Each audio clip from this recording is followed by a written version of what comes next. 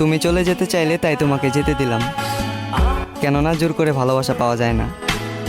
তবে তুমি আমাকে মাফ করে দিও, আমি তোমাকে ভুলতে পারবো না।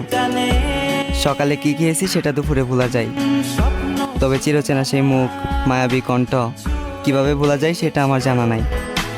হয়তো একটু কষ্ট হবে, তবে আমি তোমাকে সারা জীবন মনে রাখতে চাই।